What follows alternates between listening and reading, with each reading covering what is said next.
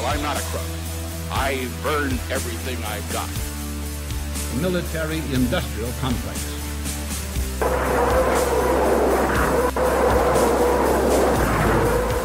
A new world order. But we are here to destroy the control over the industry of other people.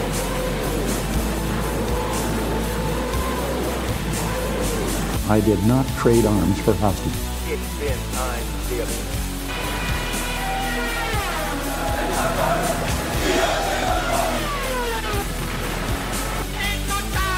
на полный разгром гнусных захватчиков.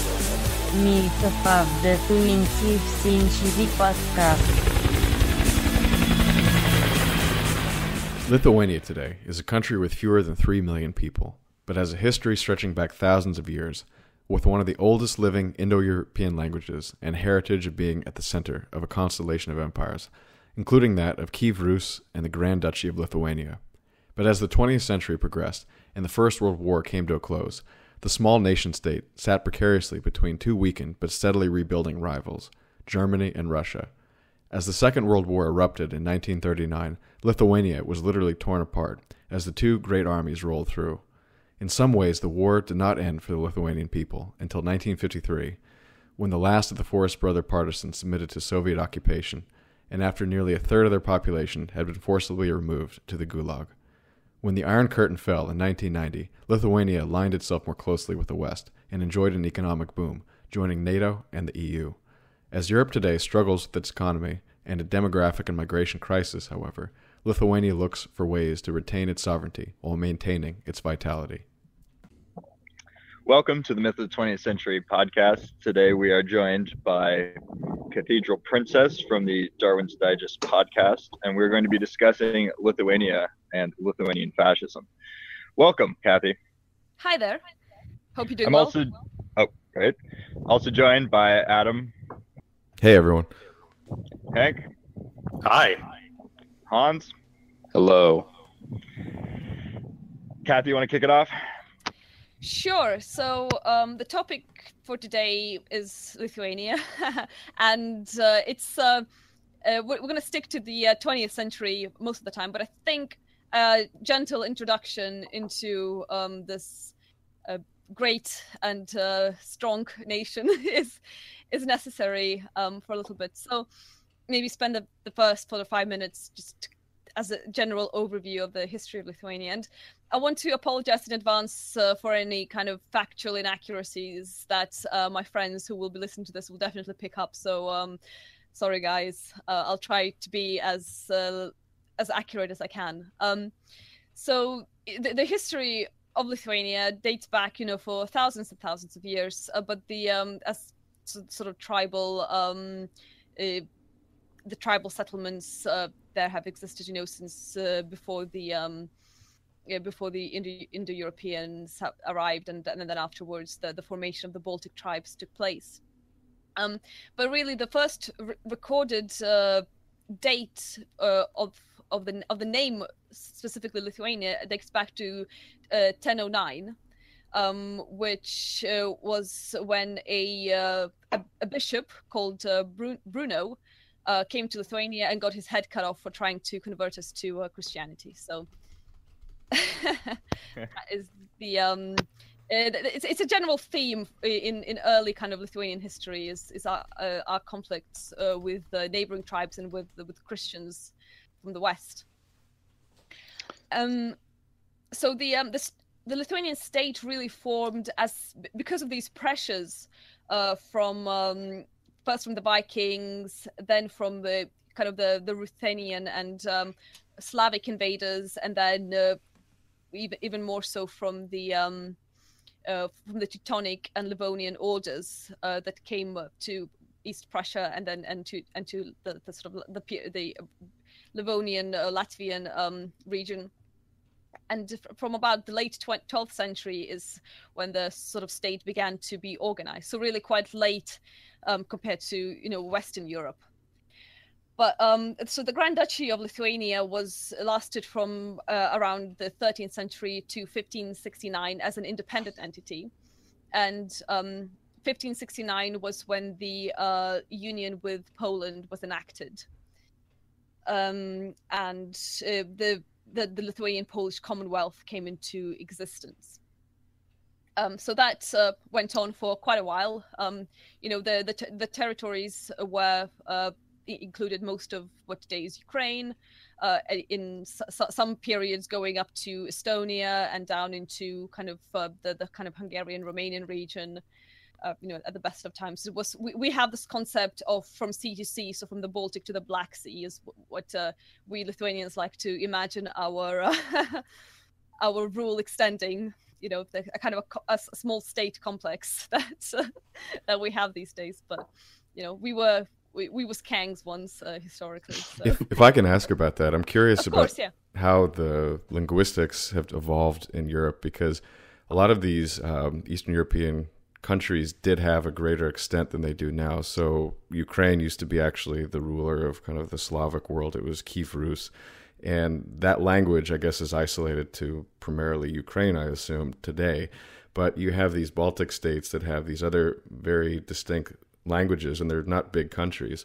So how do those things develop?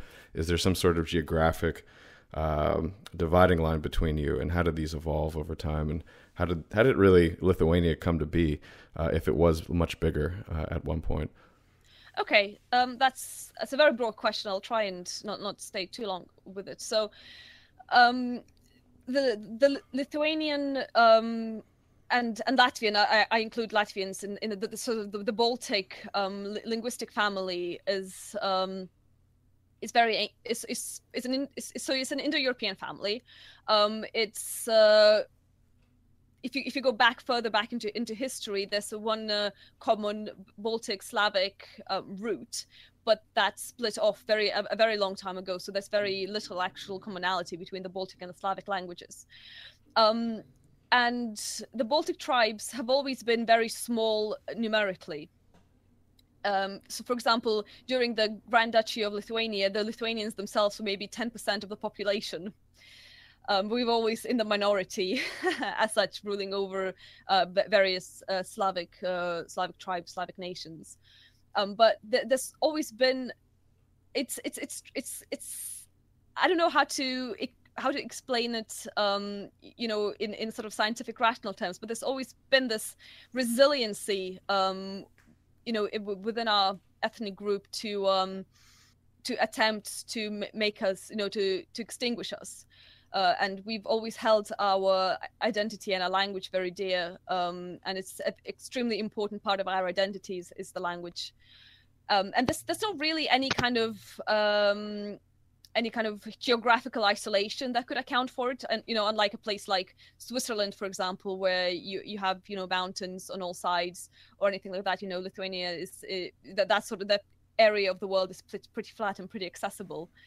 But it's always, I guess, it was because of political and sort of military conditions that allowed for this Lithuanian state to emerge and then to maintain itself. That was maybe the reason why our identity sort of remained in existence throughout the period. With respect to identity, is there any notable myths or poets or anything of the sort that Lithuanians would hold up? Oh yes. So there was an origin myth. It's been proven inaccurate, but there was an origin myth. Accuracy is not so important when it comes to myth, though. Yeah, but so there was a legend about a Roman noble Palamonas who traveled all the way to Lithuania to establish kind of like the nobility class, which obviously isn't accurate, but that was a kind of a claim to fame that our nobles kind of held, our ruling classes held. As for notable kind of poets, we have a few. There's one Adomas Mickiewicz, or Adam Mickiewicz, as he's known in Poland, that's actually fought over between us, the Poles, and the Belarusians, because he was born in what is now Belarusia. He wrote in Polish, but he considered himself Lithuanian. So he's kind of pulled into three different directions like that. There's some jumping forward to the 19th century, there were the sort of the literary romantics were extremely important for the kind of reestablishment of our identity as a nation. I mean, Maironis is probably the most famous poet that we have, sort of a romantic poet that we have, and he wrote into the 20th century as well. There's a few more that I might mention as we go on, but yeah, there is a literary tradition there.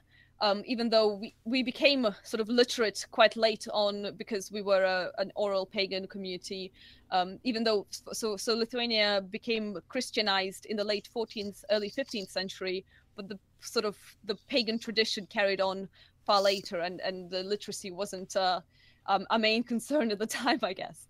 Were the oral myths transferred into written form? So the myths, there was in the 19th century, there was a big push to kind of write ethnography down, and a lot of folk songs and folk myths, folk stories, legends, etc. were written down at the time by ethnographers, German ethnographers in Lithuania as well as Lithuanian ethnographers. So actually 3 points.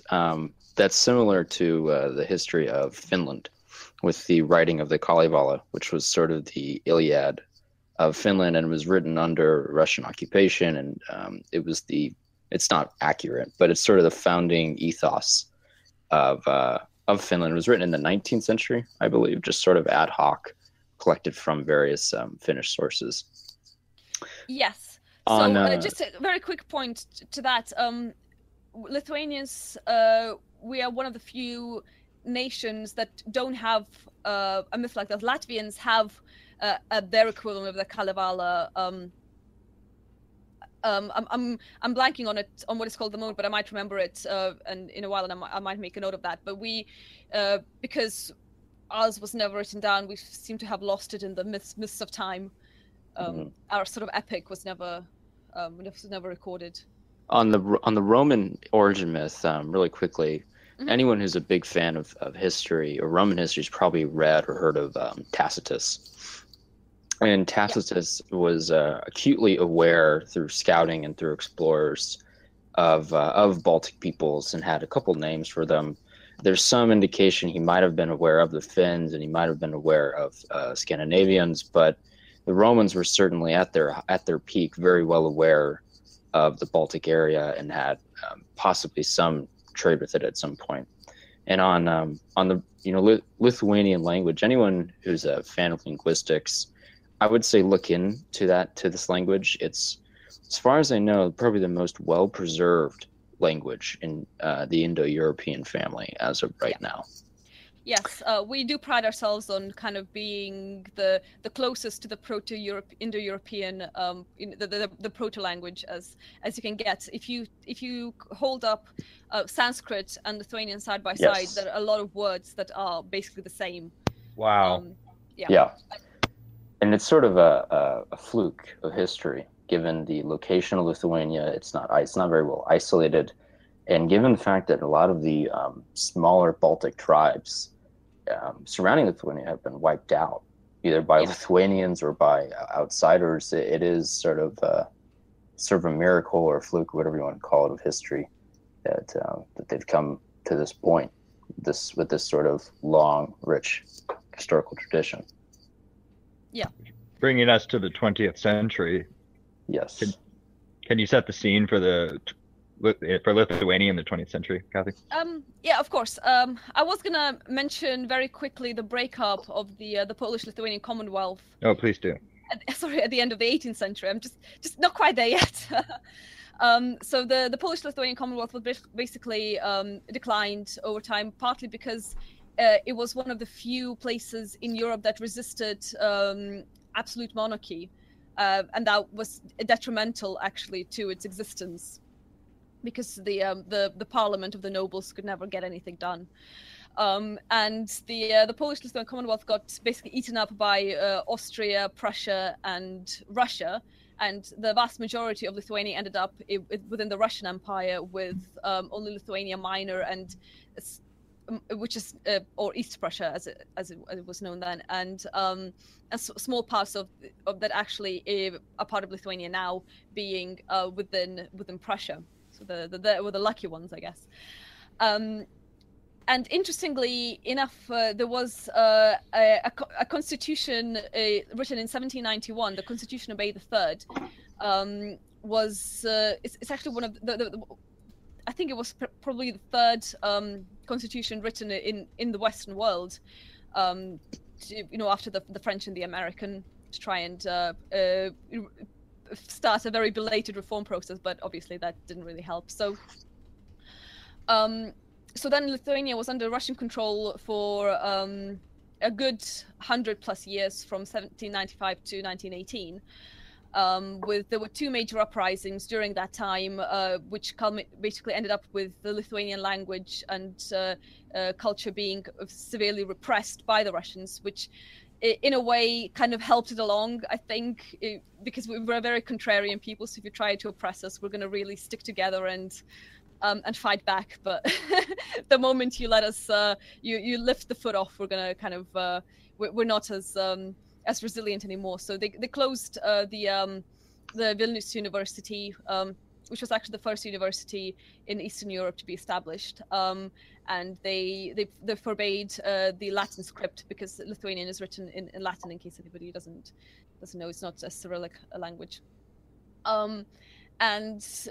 So we can, I guess, there was a very strong revival at the time of Lithuanian language and literature, and it was at that time really that the Lithuanian language became to be codified and became a sort of the grammar became as what we know now, by a few people, including a guy called Jonas Jablonskis.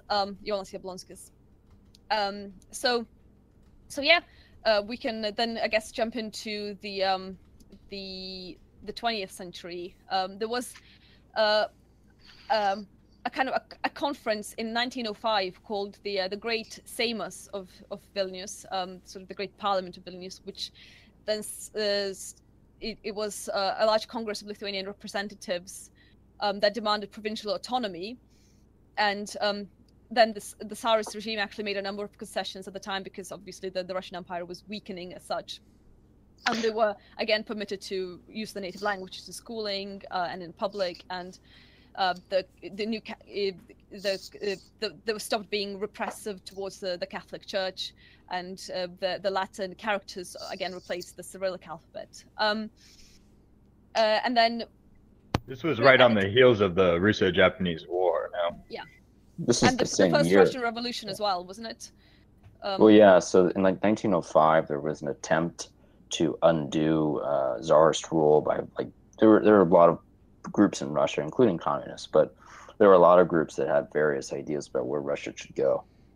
And I think that the Tsar had to formally attempt to make himself absolute monarch. He technically wasn't before. He was just the autocrat of the Russian Empire. But it's a weird technicality, but my understanding is that the Tsar was not actually absolute monarch of the Russian Empire before 1905. Yeah. Yes. So the First World War really helped Lithuania to reclaim its independence and to establish a modern state. The Germans occupied Lithuania for most of World War I, and they kind of started the process of trying to get a sort of a vassal nation together. They were planning to make Lithuania kind of like a semi-independent state, and Lithuanians actually didn't want to be incorporated into the German Empire, so they elected a king, Mindaugas II, as the titular monarch of the Kingdom of Lithuania in July 1918. But because Germany then sort of went on and lost the war, he never assumed the throne, and Lithuania was then made into a republic very shortly afterwards. So So February 16th, 1918 is the date of our Declaration of Independence. It's a very important day in Lithuania, and in every Lithuanian child's consciousness. It's an extremely it's one of the key days in the calendar. So it's very widely celebrated, and I remember going to it a few years ago, back when I was still living in the UK. I just managed to get time off and go over there at the time. And I remember the sort of the difference. It really struck me, like how proud and nationalistic even the at the time the sort of socialist government in Lithuania was, at least in its rhetoric, compared to anything you couldn't. The sort of stuff they were saying, in speeches and stuff, you could never hear in the West, in the UK, as an example. So that was really a big contrast to me. It just note there on that. We should talk about that later, about Lithuania today. Can I ask really quickly what the relation of Lithuania was to the Germans in World War I? Did they tacitly support the German state and the Kaiser against the Russian Empire? So, I think Lithuania was kind of inconsequential. What they really thought about. I mean, the Germans occupied them in 1915, and they were basically stayed under occupation until 1918, until almost the end of the war, when the Soviets sort of invaded again, but we can talk about that very, very shortly. So it was Lithuania was incorporated into the Greater East, Oberost, under a German government occupation, but it was very unpopular. So the Germans kind of planned to form a network of semi-independent states, like I mentioned, that would rely on Germany. So that was their plan for after the war. Yeah. Interesting. Yeah, so I think overall, there were some territorial disputes between Lithuania and Germany that I'll go into maybe a little bit later, which prevented Lithuania from kind of allying with Germany even sort of after World War I, and during sort of that was why you would think that I'm jumping a bit ahead of me, but I just want to say this in case I forget later. So during the fascist regime in Lithuania, you'd think that they'd be a natural ally of Hitler and the National Socialists, but in fact they were never allied because of these territorial disputes over Memel, or Klaipėda as we call it. So Lithuania was always neutral towards Germany in that sense, but they would always support Germany over Russia. That's for one thing. That's for sure. So we're really in a bad situation, kind of caught between various hostile powers there. So shall I talk a little bit about the kind of conflicts, the fight for independence between 1918 and 1920? Please do. Please do. Okay, so there were a number of conflicts between the sort of newly hatched Lithuanian army and the Bolsheviks, Vermontians, so they were the West Russian Volunteer Army, and also Poland. And this was a period between the Declaration of Independence in 1918 and 1920. So in December of 1918, the Red Army invaded Lithuania, and they occupied Vilnius in January 1919. They went all the way into the western part of Lithuania, but they were actually defeated in the end, together with Lithuania, who were the new Lithuanian army that was actually supported by the then Weimar Republic. So we have Germans to thank for supporting us there, because they obviously didn't really want Russia taking over. So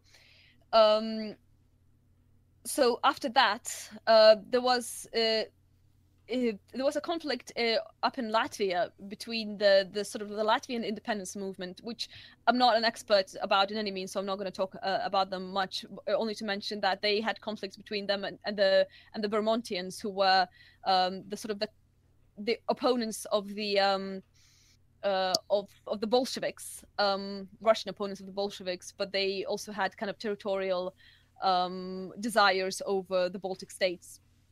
So they were active in the Latvian territories, but in the July of 1919 they started attacking Lithuania as well. They took over sort of the northeastern part of Lithuania. The Entente powers, I don't know how you refer to them in English. I don't want to mispronounce it. You know, the sort of Entente, I believe. Entente, yeah, the Entente. They intervened to kind of diplomatically to stop the Vermontians from invading. But it took until November of that year of 1919 to for Lithuanian army to kind of reclaim the territories that they had taken over. So that was unsuccessful as well. So we repelled both the Bolsheviks with the help of Germany and also the Vermontians, which were kind of... Latvia didn't fare as well. In that the documentary you linked to the Baltic tragedy, there in the early part of the documentary goes into how the Latvian government was swiftly taken over by Soviets, where they, I think at one point, walked the Latvian flag out of their National Assembly or whatever it was, and then walked the hammer and sickle flag back in with NKVD agents in the crowd, openly acknowledging themselves as part of the NKVD. It was really sad, that they were so easily taken over. And it seems like Lithuania managed to, maybe through German support, just better organization, fend off what would have been a really swift takeover by the Soviets. Well, we were always the most belligerent, I think, of the Baltic states, I have to say. Yeah. With all respect to my brothers in Latvia and Estonia, we were the only ones that actually had a state, before the 20th century. So, I think that kind of maybe gives us a little bit of a historical head start. Could you explain a bit the structure of that state? Oh, you mean the new state, or the new state? Yes. Yeah, of course. I'm just gonna mention the conflict with Poland before we go into that. Is that okay? Because just to keep it kind of chronological. So, So just before I go into that, I have to maybe mention this, that the region around Vilnius, the capital of Lithuania, is claimed by the Poles. They see it as their ethnic lands, and we see it as our ethnic lands. And Vilnius was built by Lithuanians. It was inhabited by Lithuanians up until sort of the Lithuanian Polish Commonwealth, when slowly Lithuanians were ethnically cleansed by Poles and Jews.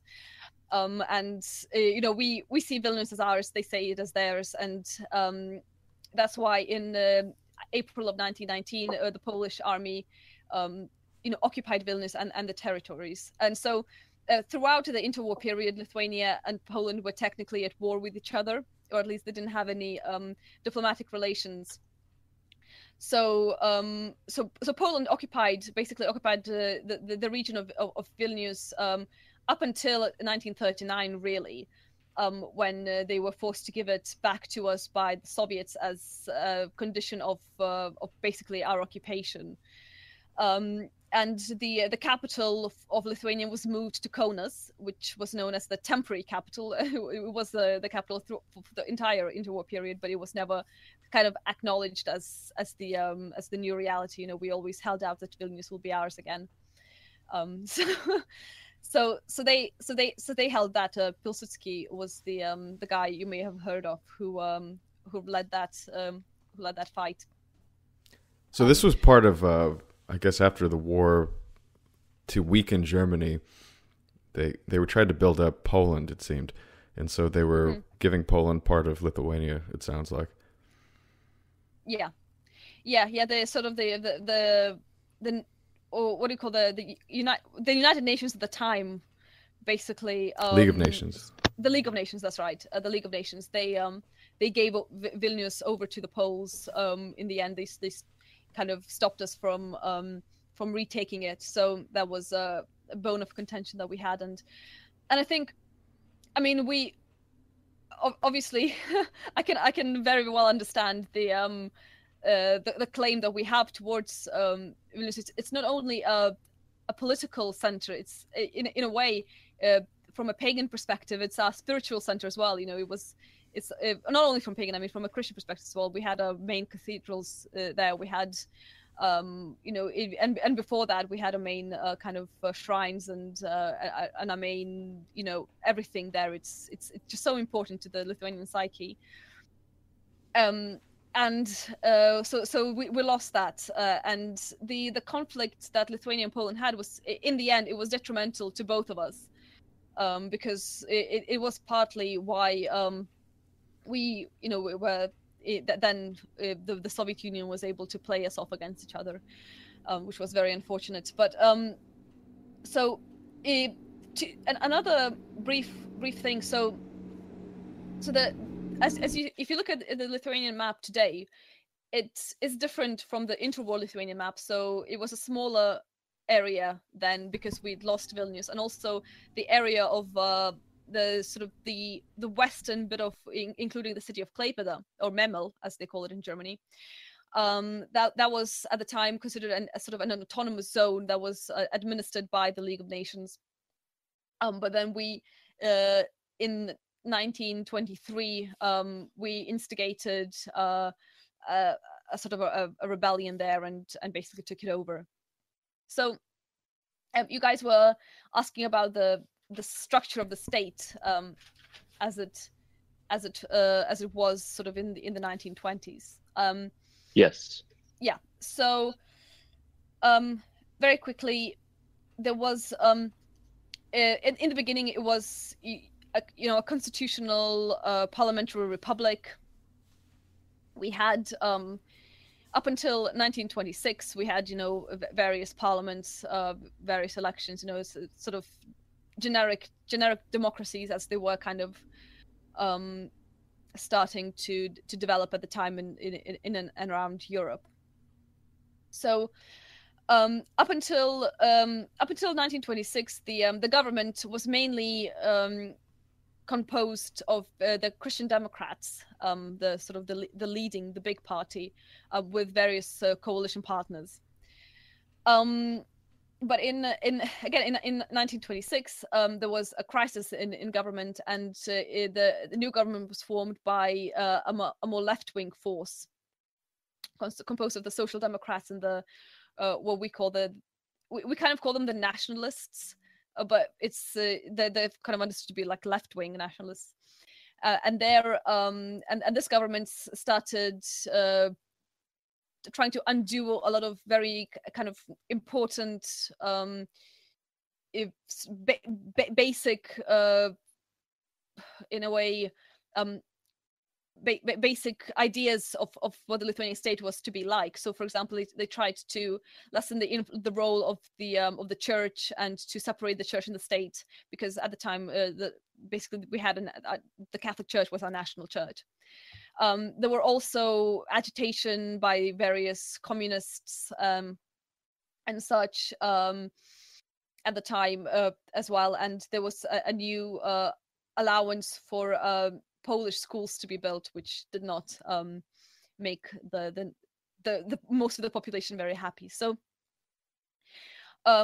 so up until 1918 to 1926, it was a generic democracy. But then in 1926, December 17th was the coup that led to the fascist state in Lithuania to be instigated. So the president, our Il Duce, I guess you could call him, is Antanas Smetona, and he's sort of the leader of the nation.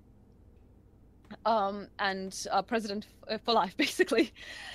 So he kind of took power with the help of the military, and he stopped the radical agitations by communists. He executed all the communist leaders, and the parliament was basically disbanded, and was not elected again until 1936.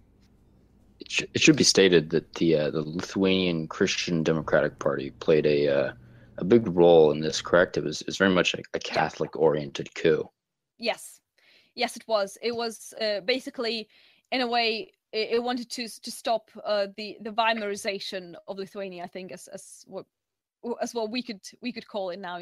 Stop the liberalization that was completely anti what most of the population wanted anyway. Because were there many Jews in Lithuania? Oh yeah, oh yeah, yes. There were several 100,000, but they're extinct now.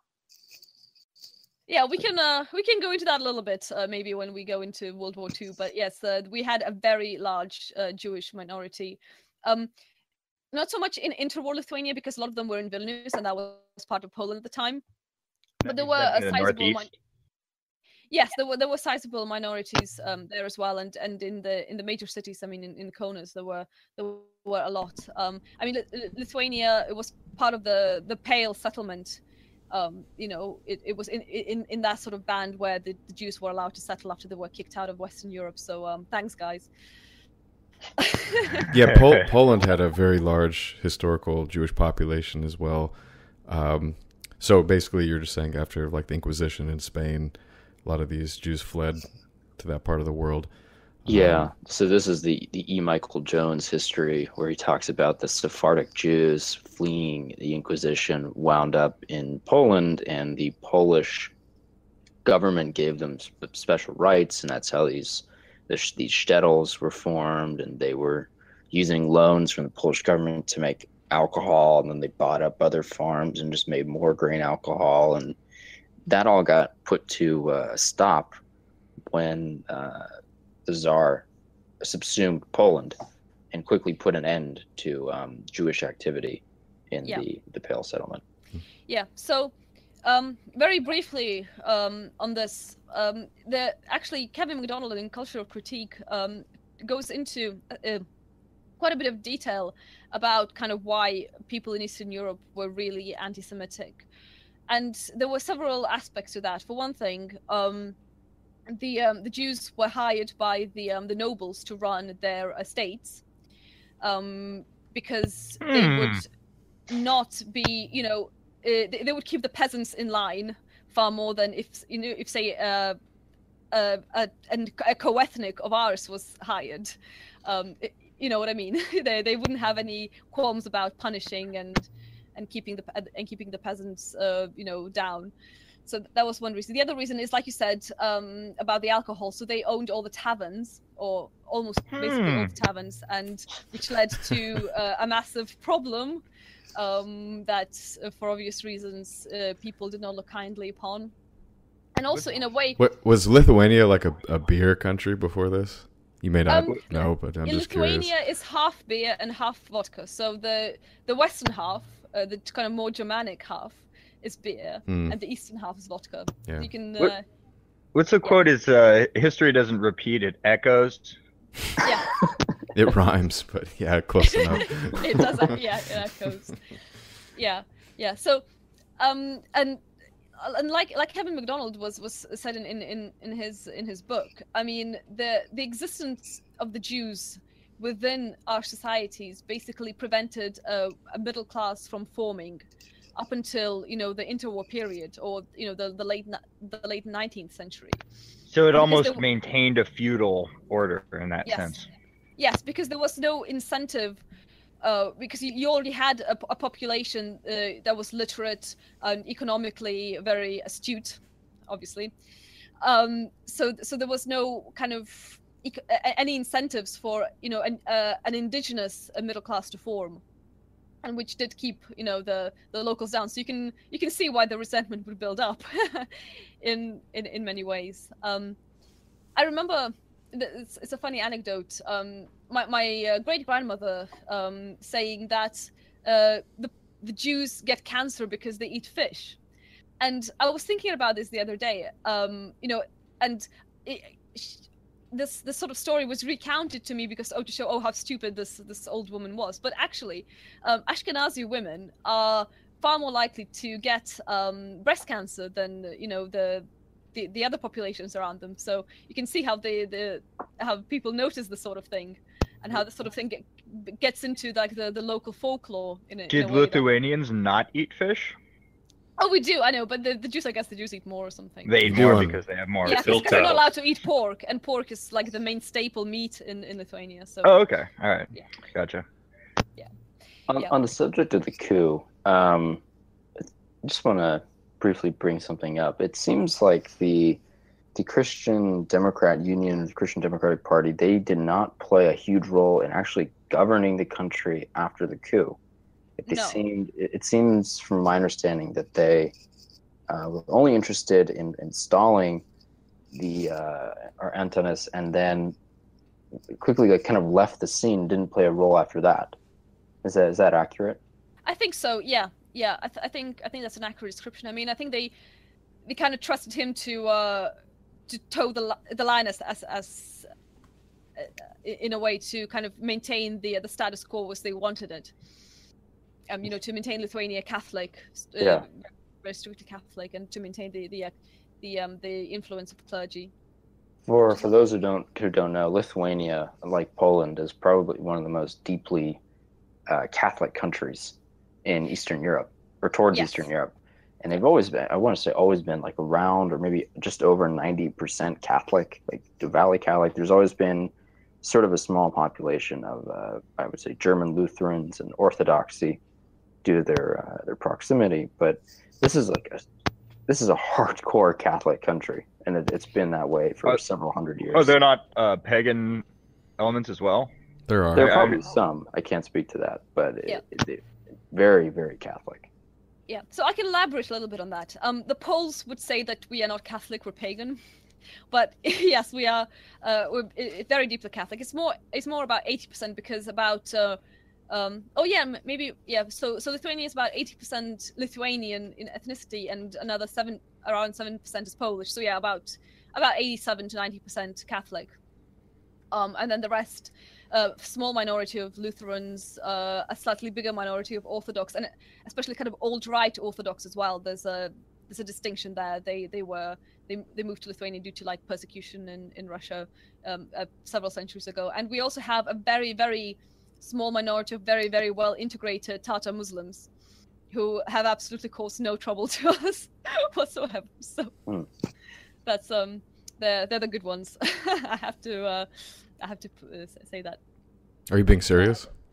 Yes. Oh, good. Yes, I am. They're extremely well integrated, and they cause no trouble whatsoever. They live around sort of one part of Lithuania, Trakai, which is one of our ancient capitals. They were brought in the 15th century, I believe, by one of our kings, or Grand Dukes, or I like to call them kings because that's basically were, but to act as his guard, basically, and they stayed there. And importing Muslims in the 1500s is kind of an odd choice. Yes, but that meant that they did miss out on all the kind of Wahhabist fundamentalist movement that happened later. So they kind of maintain a very different tradition from what kind of Middle Eastern Muslims have now. Interesting.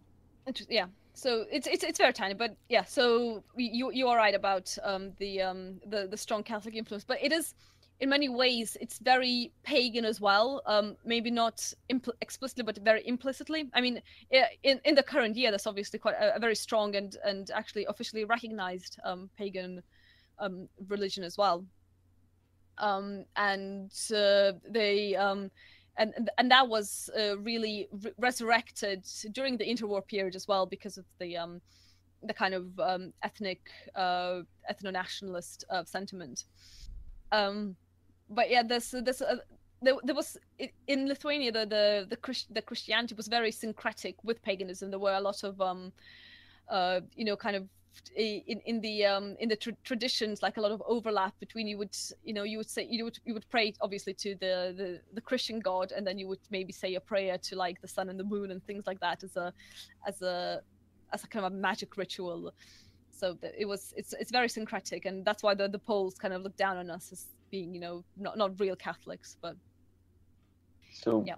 What was the growth of the Lithuanian economy like under Smetona after the coup began? So this is 3 years before the Depression starts for everyone. So Lithuania in the interwar period, Lithuania I think can be touted as an example of a really successful agrarian economy.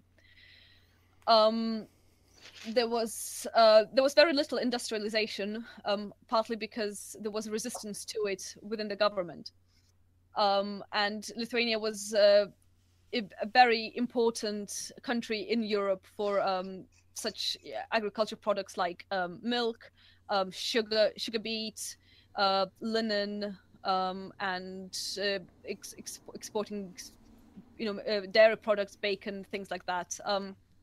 It was really growing at the time.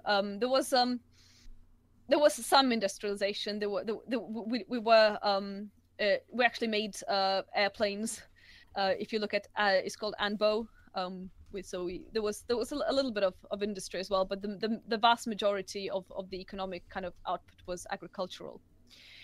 And agricultural exports were extremely important. So we would export things without a tariff.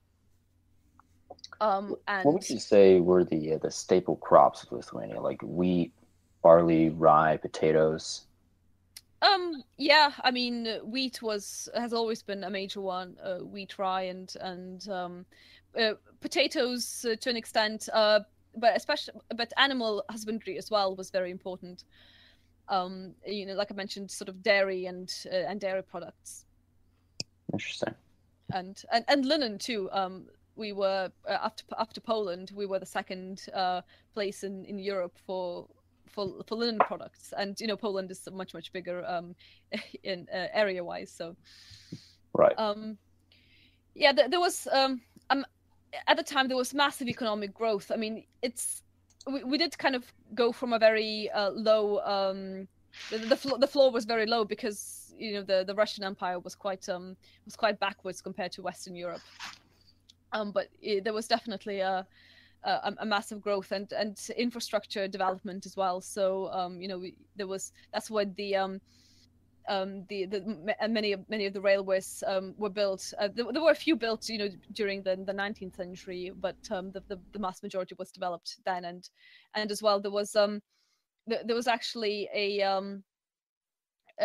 some domestic air flights between Kaunas and Palanga, which is a seaside resort place, which actually doesn't happen. And the port of Klaipėda or /Memel, that was being developed as well. So there was it was on the up. It was definitely on the up. There was education wise, there was a massive expansion of primary education, and which was free.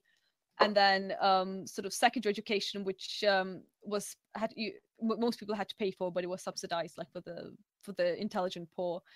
And then because obviously in Vilnius was under Polish occupation, they opened new universities in Kaunas and stuff like that. So and there was expansion of the press and arts and everything. There was some of our most kind of famous writers, even today, from that period. Was there a large expansion of the military as well, kind of mirroring Mussolini's rise in 22 in Italy, or immediately started investing in military expenditure to build up the country's infrastructure and industry? Yeah. There was unlike in Italy, there wasn't so much of the the industry aspect of it. It was more like I said, they kind of focus more on the agrarian side of it, but there was definitely an expansion of the military as well. Not so much, I think the kind of difference between us and Italy, because we were the first, we were the second fascist state really after Italy in that sense. We never had any expansionist ambitions. Italy, they invaded Ethiopia and places like that, but all we wanted to do was to have our territorial integrity, so to reclaim places that we considered to be ethnically Lithuanian, Vilnius and the area around it, and as well as Klaipėda. So there were no ambitions to expand beyond that. So there wasn't that except much for of a push. Vilnius, you wanted that back. Well, yes, yeah, like I said, yeah. So it was only the sort of ethnically Lithuanian lands that we had any claim to. So how did Lithuania weather the global depression starting in 29? So because we weren't very industrialized, I think we did quite well. Mm-hmm. Looking at it, it was. I remember, like in the history classes at school, for example, there was never any emphasis on the effects of the depression in Lithuania. And when I was researching it for the podcast, there wasn't really much on it that I could see, apart from kind of a minor dip in production, but most of it because we were so focused on food export. It was I think we weathered the storm relatively well. Yeah, I think France had a similar situation. It was more agricultural. Probably more so in Lithuania, but yeah that makes sense. You always have to eat, so there's very little drop in demand for something like that. This speaks to a big part of neo-reaction, but having someone with much more absolute authority to just sort of guide the country without political infighting and attempts to do what was the most politically expedient. You can argue that FDR did a lot of that in the United States, which worsened the depression for the USA. Having Smetana just sort of unilaterally say, this will be our economic policy going forward. This is what we're going to do going forward. These are treaties we're going to sign, and that's it. And we're only going to focus on what we have a competitive advantage in. And it's sort of it speaks to, I think, a lack of the parliamentary system that worked really well at this point in Europe. That the stability was probably envied a lot by the UK and certainly the United States. Yeah. I mean, you won't hear me defending democracy in any way, shape, or form. So, yeah. I think it was definitely, and at the time, the sort of the cultural life in Lithuania was on the up as well. I mean, we had our own very influential futurist publication and writers as well of that kind of fashion. I guess it just works into the sort of the fascist aesthetic of the time anyway. That's sort of interesting to me. If a country is very rooted in its agricultural society, how it looks to the future and what form that takes, because I guess in maybe American society at least, the vision of a future is usually very technological and something flying in space. Cars. Yeah, so if you're not industrialized, how do you do something like that? So maybe the vision of the future was different in Lithuania. Yeah, I can imagine. So I mean, we're very settled and kind of a very lyrical ethnic, and we just kind of we want a continuation of the past, but better, if you know what I mean. So that's the kind of aesthetic that people go for. It's not, technological progress has never been a in our literature and art, it's never been lauded. It's always nature. It's always the family farm. It's extremely rooted. So very, very different from what you would expect. But at the time, it's when the first kind of crop of artists and writers that were kind of born and bred in Lithuania in an independent Lithuania that started coming up. So these people are still extremely important in our literary and cultural history. So yeah, it was a very good time for that as well. It's really I can't stress how important the interwar period was for our identity, and we maintained that that memory throughout the 50 years of Soviet oppression. And I think we have to, in the current year, when our oppression is very, very different from the Soviet, but just as bad, we have to, I think, look back on that time and try and draw some strength from it.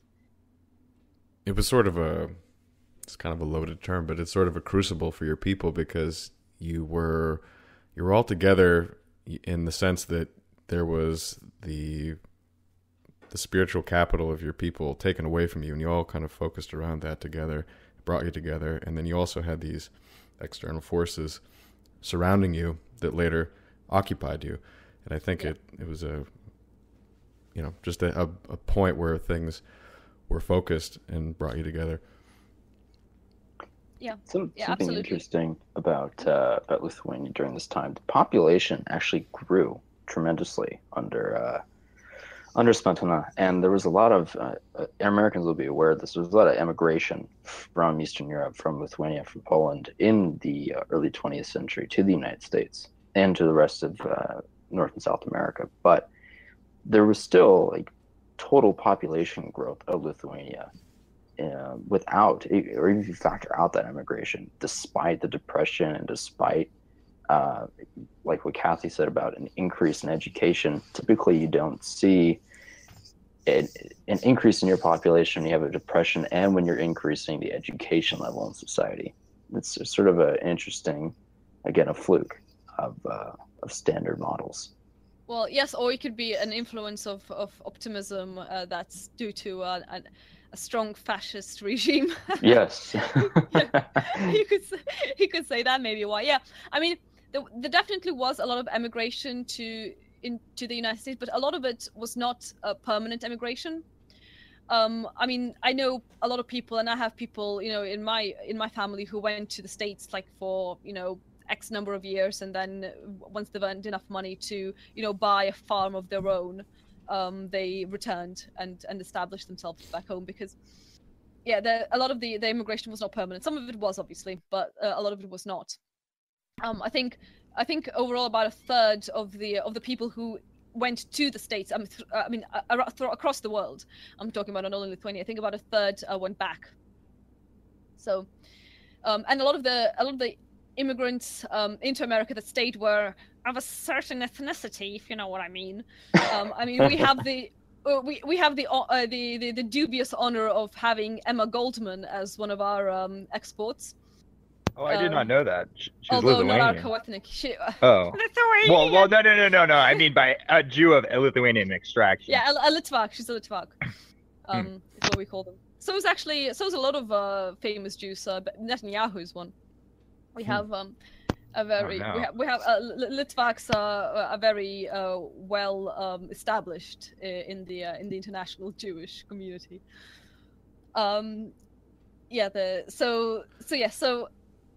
Before we get to the war, what was the popularity of the Smetona regime? Would people consider him a good leader at the time?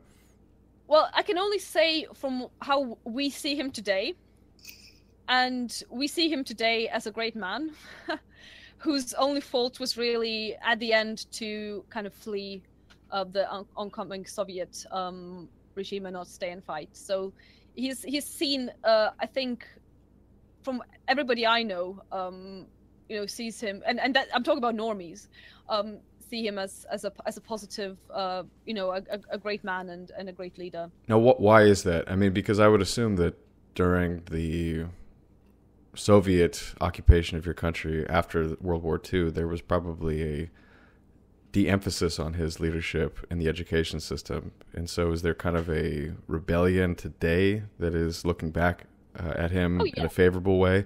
Or am I wrong about the Soviet education trying to dismiss him? Oh yeah, so obviously the Soviets try to dismiss everything about the interwar period that was good. They propagandized it as this horrible oppressive regime that kept the little man down. And the great Soviet liberators came to Lithuania to bring the son of Stalin, the sun is in the orb in the sky, into a benighted nation. So yeah, and a good rule of thumb held by all the Lithuanians throughout the Soviet period was to do the opposite of what the Soviet tells you. So if the Soviets, if the communist says that something is bad, it must be that something is good. So I think that might be why we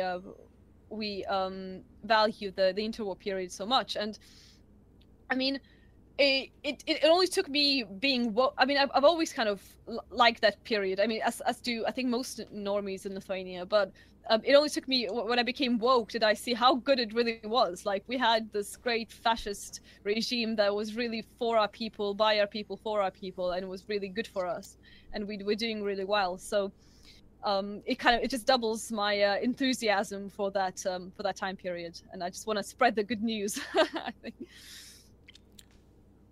Interesting. Well, you mentioned for the people. Was there an emphasis on the Lithuanian ethnicity as opposed to maybe other ethnicities? Well, it's. I mean, I think there definitely was a huge reawakening of the Lithuanian ethnicity, as the language, the identity, and everything like that. I mean, the wife, Svetlana's wife, was Polish, so there was obviously I don't think the Poles were very oppressed or anything like that, and there's always been this kind of emphasis from what I know of Lithuania, and kind of coexisting with our ethnic minorities in that way, but with kind of the Lithuanian identity being the foremost, and if people kind of assimilate to that while still maintaining their identities, it's going to be fine. But the reason I asked that was because the Wikipedia article on Lithuania talks about the anti-Semitism of the German regime, of course, and how poorly the Jews were treated, et cetera, et cetera. Oy vey. Yeah, right. But I wonder what the policy was before the Germans in that regard. So as far as I could find, I couldn't see any kind of discriminatory. It's kind of like you can see there's a parallel in Italy again. There was never any kind of specifically anti-Semitic laws or policies aimed at that. I mean, for example, there were Polish, obviously Polish, but there were Yiddish publishing houses, and there were synagogues and schools and everything like that available to them. So, when did Netanyahu's family leave Lithuania? Do you know? I'm not sure actually. I think it was I think it was pre-Soviet times, but I'd have to double check. That's an interesting question. Yeah. Because a lot of them did leave to go to the States, but then a lot of them also left during the establishment of Israel. At the time of the Soviet Union, and they were the only ones allowed to leave. So you can say how well that how well that went down with everybody else. So do you want to talk about how the Soviet Union occupied Lithuania before the Germans came to take it back or take it over? So it kind of all went downhill in the late 1930s, kind of 1938, 1939. In 1939, the Third Reich, they sort of sent an ultimatum to reclaim Memel land, which was agreed to, and then so that's obviously all that happens after the Molotov-Ribbentrop Pact. So 1939 first goes Klaipėda, and then basically the Soviets come in and say, we're going to give you Vilnius if you let our army come in, and if you don't let our army come in, we're going to come in anyway. You're not going to get anything. So that's it was beginning of the end. We have actually a saying in Lithuania, Vilnius is ours, and we are for the Soviets. So that's when they took over. So the first Soviet occupation was from sort of the late 1939 into 1941. So the deportations were hot and heavy, and they started almost immediately. About 40,000 people were deported between June 14th and June 18th of 1941 in 4 days. And these were obviously all people from the middle classes, educated families, and obviously most were never to return alive. This was before the Germans. Yes. So this is before the Germans. Can I ask one question? Yes. You mentioned the first occupation happened with the promise of returning Vilnius to Lithuania. Now, I understood that there was also a claim by the Soviet Union that there was an attack on them by the Lithuanians, and therefore that justified their garrisoning of Soviet troops in Lithuania. Are you familiar with that narrative? Have you heard that? Yes, I have.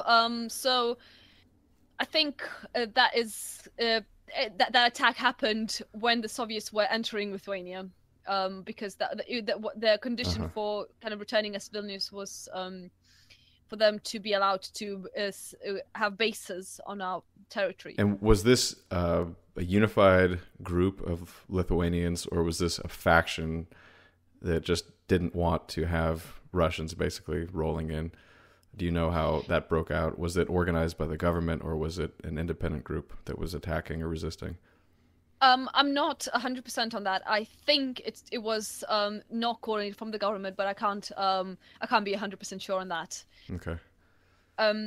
So the Soviets basically installed a puppet government. Fortunately, in a way for us, the puppet government was mainly made up of Lithuanian communists, because that prevented Lithuania being colonized like Latvia and Estonia are by Russians. I've also read most of them were, or a lot of them were Jewish. Is that correct? Yes, yeah. But some of the biggest some of the ones so the biggest positions of power were actually ethnic Lithuanians, which is what again what allowed us to kind of maintain our population demographics. Were these people the creme de la creme of the population, or were they people who were obedient to the occupiers? Because I read that there was several cases where they actually released prisoners, and they were granted commissar status within the Soviet government. That seems, not exactly, the best of the best to me. Yes, I mean, always there was during the time of Smetana's rule, the Soviet the sort of the Communist Party was banned, and they were ruthlessly there was a lot of physical punishment for that sort of for the dirty commies. But there was always like this, as usually you have the sort of lefty intellectual quote unquote elite that did have Soviet sympathies, and so they were then sort of parachuted into the ruling into kind of the government, the puppet government. Yeah. Right. So the Soviet occupation was the first Soviet occupation really started what we considered the Lithuanian genocide. There were massacres across the country, of people, and like the Poles have Katyn, we have a number of. It's funny you say that, Kat. I was about to ask you about that, because that with Katyn, the whole. They took out a large number of, as Adam was saying, the creme de la creme of the Polish upper class. Yeah, so most of us was either executed, massacred, or deported to Siberia and the gulags. I mean, if you look at the IQ map of Europe, you will see that the Lithuanian average IQ at the moment hovers around 92, and that is thanks to the utter annihilation of our our intelligentsia and our middle classes. So it is very analogous. Just a quick point on the demographics for the listeners. Kathy's right that like Lithuania managed to stave off what was essentially Russian colonization. So today in Latvia, Russians make up 25.4% of the total population. Wow. So 1 in every 4 Latvian citizens is a Russian. I think Riga is over 50% Russian. I think so. And in Estonia, it's 24%. In Lithuania, it's under 6%, like 5.8%. Wow. Yeah. That's interesting. Yeah. So basically, population replacement is what they had in mind, and it, to an extent, they did achieve that. So that was the kind of the Soviet occupation. Now, a very important aspect of our resistance to it was the June 23rd, 1941, the uprising, and I would like to spend a little time on that, if that's okay. Let me just This was again before the Germans were coming, because they Yes. I think they attacked in June, late June. What year? 41. So so this was 1941. Before the Germans came, we had a uprising. A huge Just a uprising coincidence, across or Lithuania. were people aware of this was coming? I actually, Kathy. Yes. Sorry. Yeah. Go on. Right before you get into that, I wanted to ask you about the Iron Wolf organization. Do you know much about this? It was a paramilitary organization active from 27 to 34. And I did come across it when I was researching it. I didn't look too much into it because of the kind of the scope of everything that I was going into. But if you have any information on that, I'd be glad. Well, to, I have a crude wiki right here. I found it interesting because of the time period, but apparently it was established as initially sort of an athletic club that outdoor sports.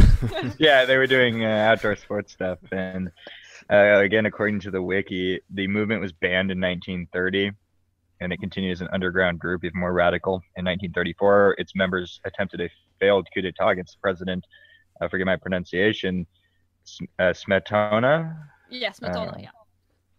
And the leader, he was arrested and released again in 1938, and then he emigrated. One point of interest to me also is that the name apparently comes from a dream of some Duke of Lithuania in like 16th century from the Broad Code of Lithuanian Chronicles. Oh, do you want me to just spend a little time on that? So the Iron Wolf, Geležinis Vilkas, is a big kind of it's a huge sort of archetype in our collective psyche. So he is. So the legend goes that the king. Well, he's really a king, really, but he was a pagan, so he wasn't crowned by the Pope. Gediminas. Gediminas, yes, King Gediminas. He went hunting, and he lay down and had a dream that's a howling iron wolf, and he went to his priest, his pagan kind of priest, and asked him what the dream meant. And the dream is, and the priest explained that it means you will build a city where you slept. You will build a city and whose fame will echo, in a good way, echo across the entire world. So that's the legend of the origins of Vilnius. Kind of the inverse of Fenrir eating the sun and the moon, Ragnarok. Yeah. Interesting. Yeah. So it's the icon, I guess, of the Iron Wolf is kind of one of our one of our major symbols, really, of our sort of ethnic identity. Thank you. That's very interesting to me. Please go on prior to the German occupation. Oh yeah, so I'm going to back to the uprising. So so this happened kind of when people knew that the Germans were advancing, but it was an independent uprising, independent of any German influence. I mean, there was a new declaration of declaration of independence signed by the leaders of that, and it was really a very good example of kind of 4G warfare, in a way, against the much more powerful Soviet army. It was very successful as well. We kind of defeated the Soviets then, just before the Germans came. So the sort of the center of the uprising was in Kaunas, and the way that the uprising was successful was because of the tactics of the riflemen. The Riflemen's Association is very strong in Lithuania. It's still a kind of a sort of a civil defense organization that played a key role during the uprising as well. So there was a strong kind of youth contingent who'd had their training via this organization, in a way. So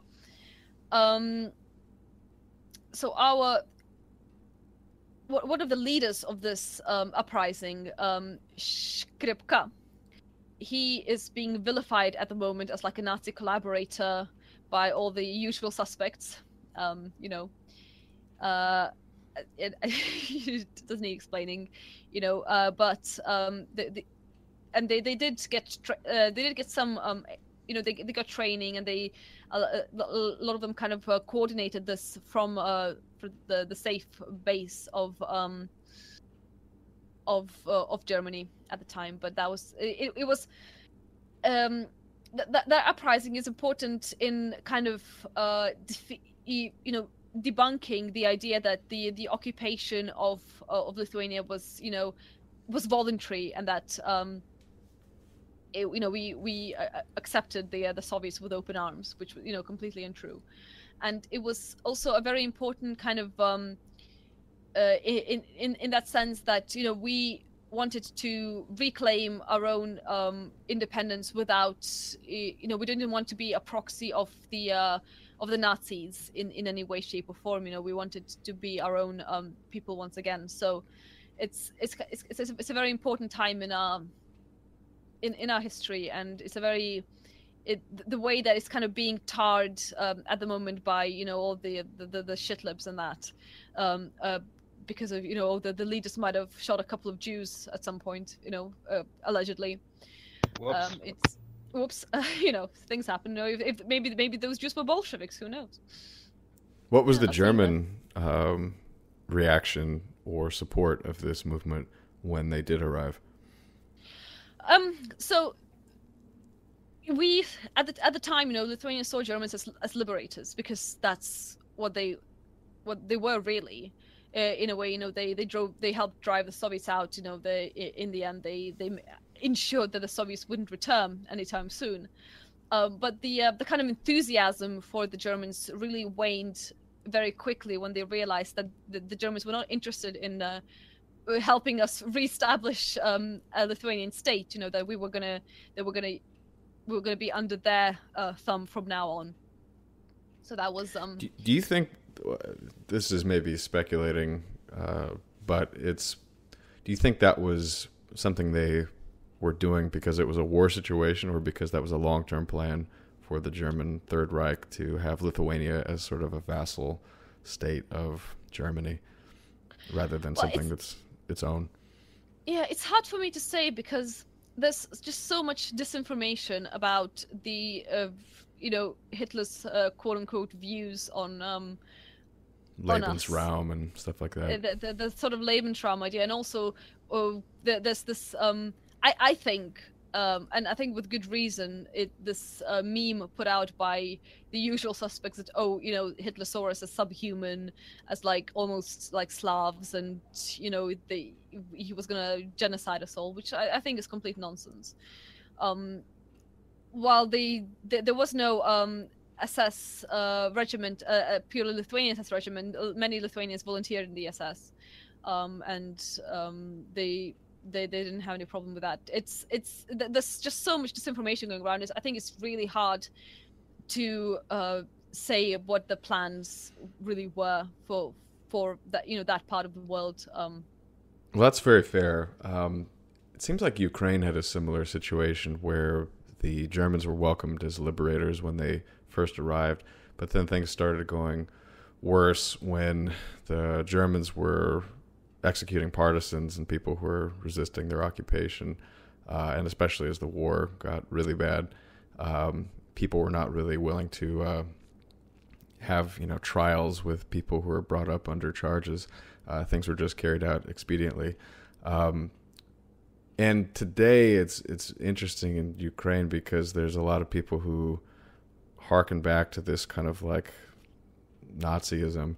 At least that's the Western media's portrayal of certain groups over there today. And again, a lot of that I think is disinformation. But it's very confusing to sort of see what the German program was for that part of the world, because the main enemy was fairly clearly the Soviet Union, but the secondary priorities were not so clear. I can, from an American perspective, I think we have a tendency to want to look at things as pure ideologies and to figure out, well, this group pushing this ideology, when the reality of the 20th century is you had all these ethnic conflicts and they took different ideological forms based on the circumstances. And so it does change. I think one important aspect to bear in mind is that the Third Reich, they were so they really, I think, stressed their claims to historical German lands, which in Lithuania was only a very small part of the sort of the Memoland, and they, despite all the propaganda to the contrary, I think they did not have any claims to a quote-unquote greater Germany at the expense of other peoples, because that is contrary to the very ethos of National Socialism.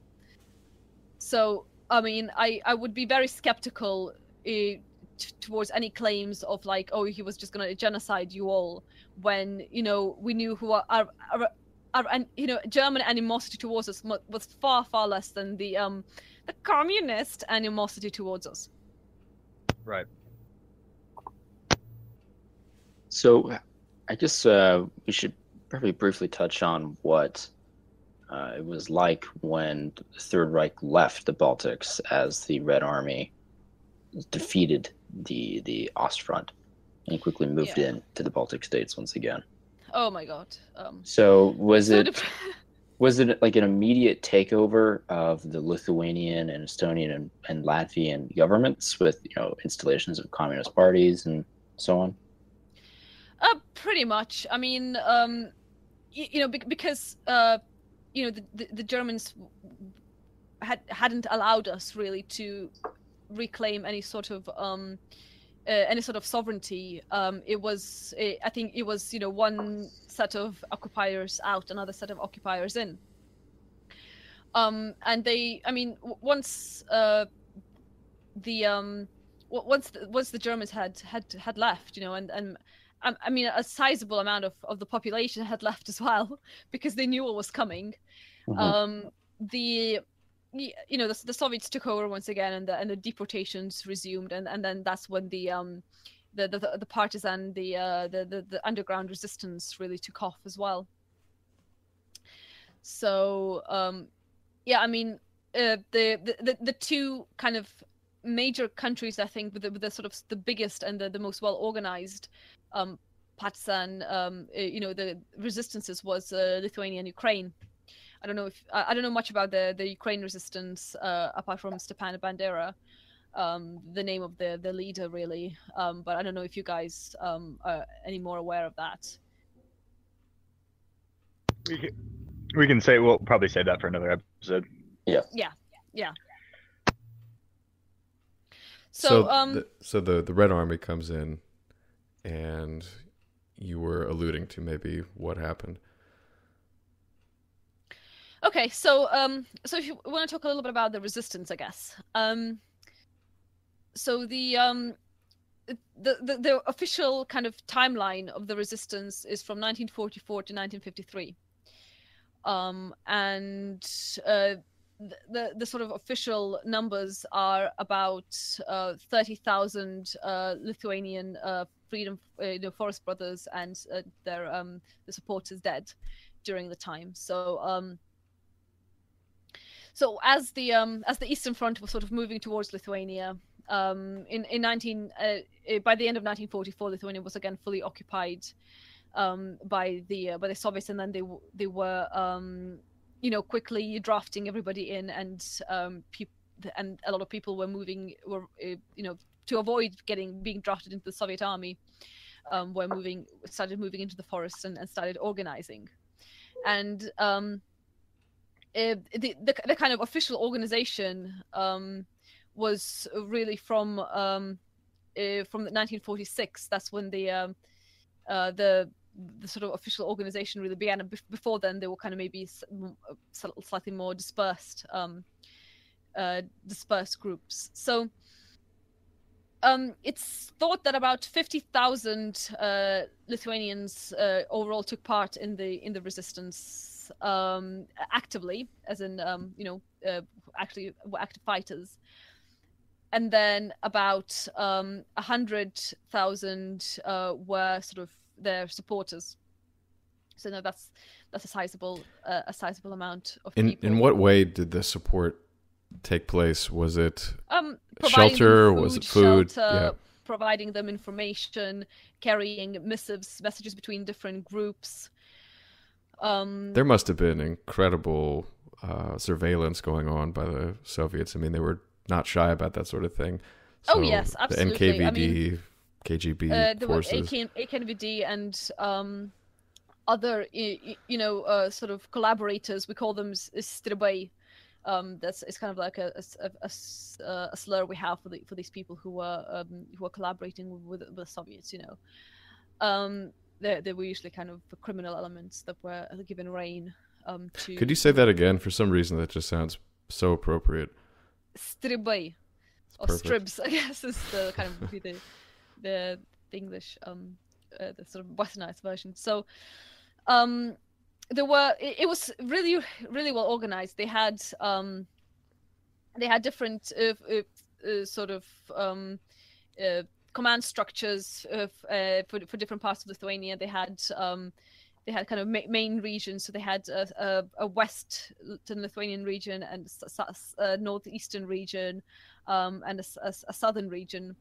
And then in between, they had, and within those main regions, they had smaller kind of regional territories that each cell of the resistance was responsible for. So like I mentioned, it's kind of mainly started in 1944, and between 1944 and 1946, it's really the kind of spontaneous resistance. Starting. You have your just people, forming into groups and resisting the oncoming and the present invasion, and then the really well organized aspect was between 1946 and 1948, where they had the full command structure, with generals at the top and officers and your sort of fighters, and then the final kind of decline period was 1949 to 1953. Although there were a few cells that remained active after that as well. Do you know how the I don't know what it was called, but I guess the Lithuanian army, the Forest Brothers, do you know how they went about prosecuting their campaign against the Soviets? Was it assassination, sniping, bombs. What were they doing? I mean, obviously they couldn't come out full force. It was more of a guerrilla operation, I would assume. Yeah, there were a few full-out battles at the beginning. There was a big one that's been put into song is Kalniškės. That was a big battle that went really badly, and they realized that wouldn't work because obviously the forces were just so unequal that there was no way that a head-on engagement could work. So they very quickly sort of stopped that tactic, and they started just basically a long-term guerrilla resistance. Hit and run. So they would have. Was it against hit and run sabotage officers? Against Soviet so they would attack like logistics. They would attack supply trains. They would attack. They would attack collaborators. They would attack NKVD squadrons. They would there was some. They would attack, especially collaborators. There was a lot of fight back against them. But another thing they did was they printed a huge amount of samizdat, which was anti-communist, anti-Soviet literature and propaganda.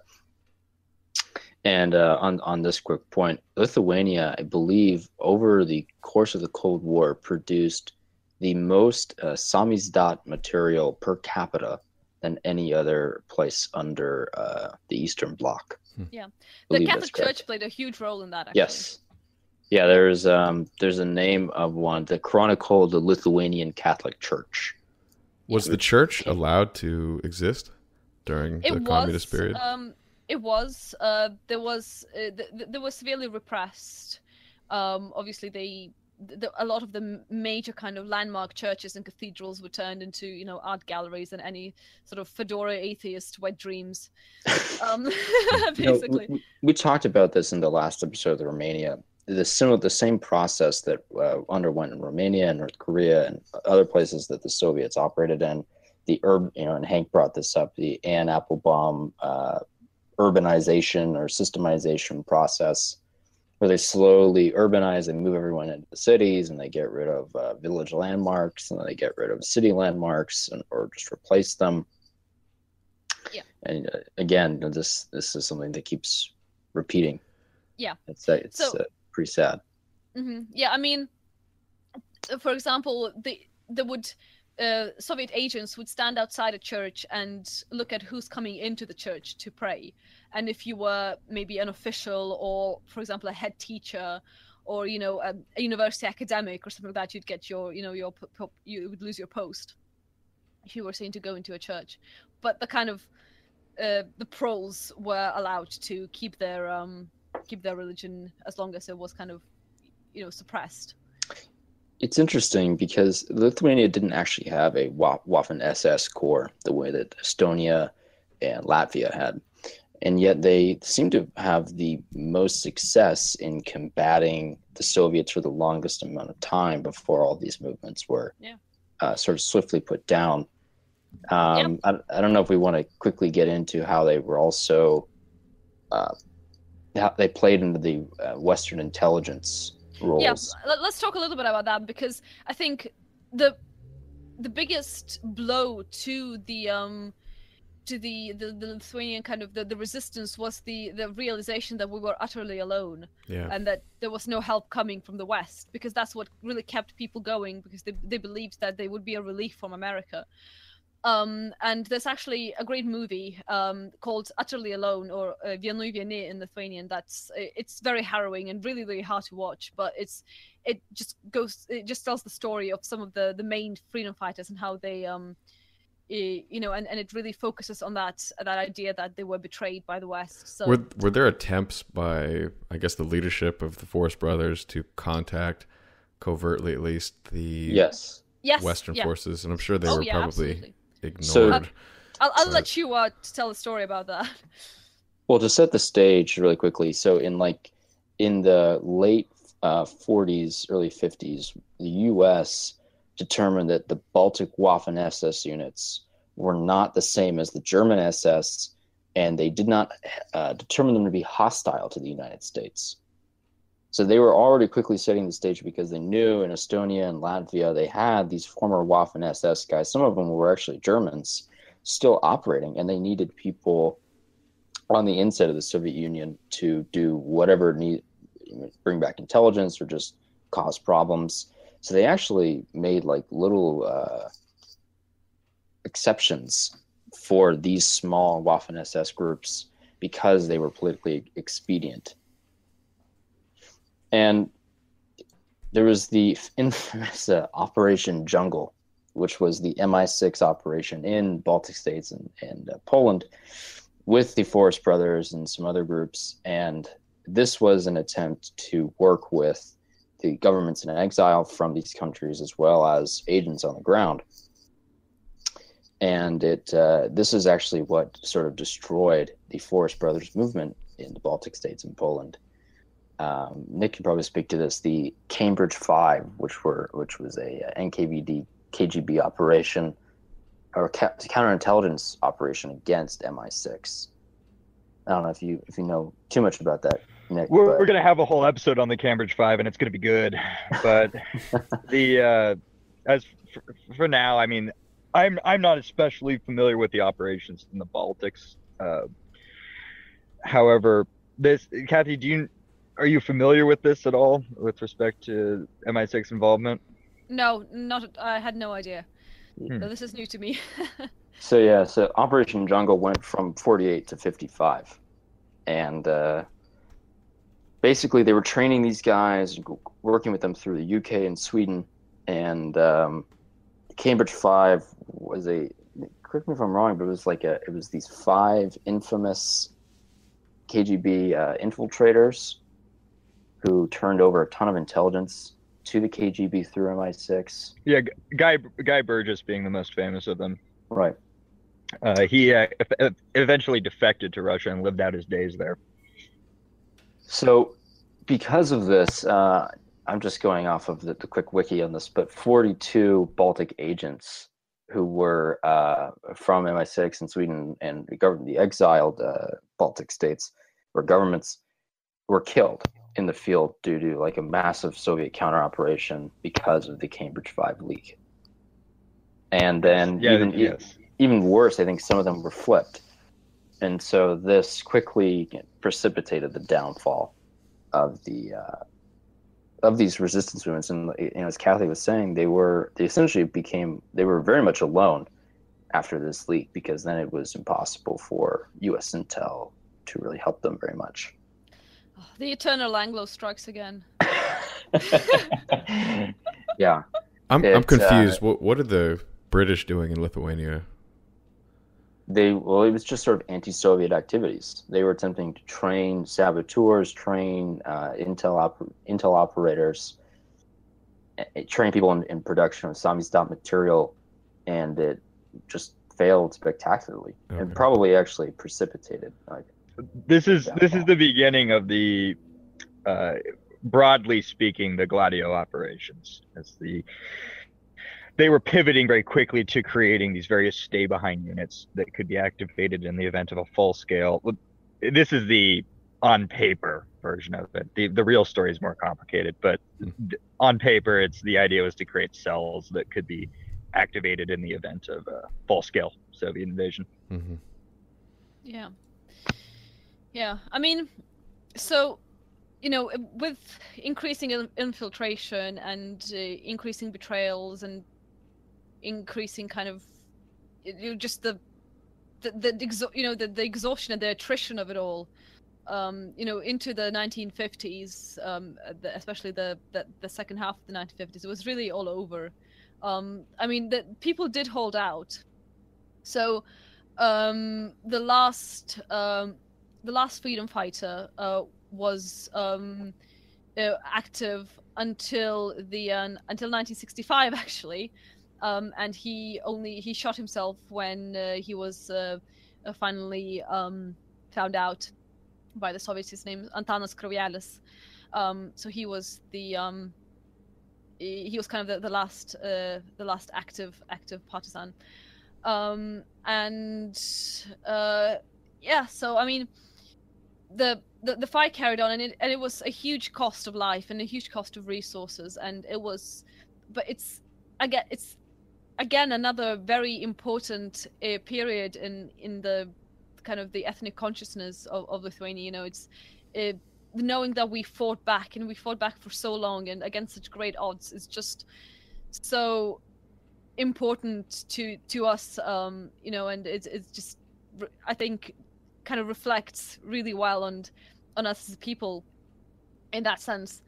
And then the rest of the for the rest of the Soviet period, the resistance was, you know, purely cultural, and which obviously then culminated in 1988 with the movement against for the re-establishment of independence, and then, you know, the actual re-establishment in 1990. So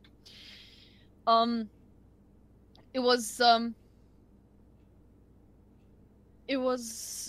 yeah, I mean, it was a tragic time, and it was just so, in a way, looking at it from kind of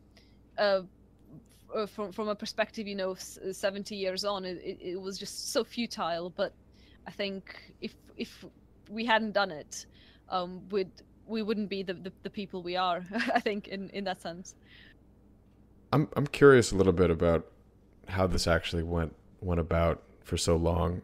Do you think it had something to do with the peasant economy, basically decentralizing people so that, I mean, they were called the Forest Brothers, and so I would assume that these people were able to somewhat live off the land compared to a more urbanized population. And obviously the Soviet policy was pushing you into the cities so that they could more easily keep an eye on you.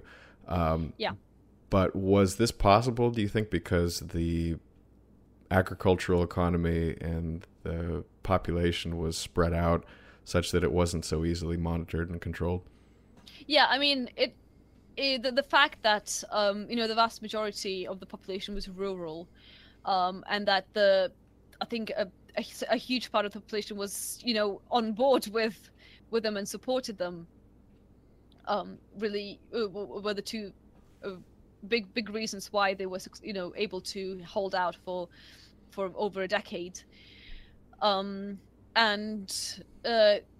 So yeah, I mean, it's it wouldn't be possible, you know, in the current year, because of, you know, such massive urbanization. And I think it kind of really brings, it's talking about kind of maybe more kind of metapolitical terms. It just showcases the importance of autarky in that sense to sovereignty, and that, you know, no Western country would be able to do that. I mean, I don't think even Lithuania could do that again, you know, because we've become so much more industrialized, so much more urbanized and concentrated. Well, I want to talk at the end about the EU and what you think about what that has done. I don't know if Lithuania is officially part of it, but I think you're part of the... Oh, you are? Okay. Yeah. The trading market, though, not the euro. Yeah. Is that EU right? and NATO and the euro. Oh, you have the euro now. We have drunk the full Kool-Aid of the EU SSR. God. It's been demographically speaking, it's been worse for us than the Soviet Union. So after going from maybe once the effects of the World War II were over, and once the worst parts of the Soviet repression were over, the population of Lithuania grew, and it reached its peak, you know, in the early 1990s, actually, you know, just after the Soviet Union, because it was, you know, a time of you know, hope and an aspiration, and you know, the future looked bright. But now, with the free movement of people, we have a massive exodus, and we don't have this hope like we did in the interwar period. This kind of cultural optimism that we had then, because of, you know, the sort of regime we had and the sort of cultural milieu we had. that allowed for the population to grow, but now the population is declining, and it's, both declining in the fact that there's not, the birth rate is low, but also the emigration is massive, and the EU obviously is the big problem there with facilitating the immigration, but obviously with with access to far more wealthy countries, especially Britain, Germany to a lesser extent, Norway is another big one that people go to, and it's a catastrophic to us as an ethnicity, as an identity. It's far worse for us in that sense, because it's not a conflict that we can observe. It's not a conflict that we experience.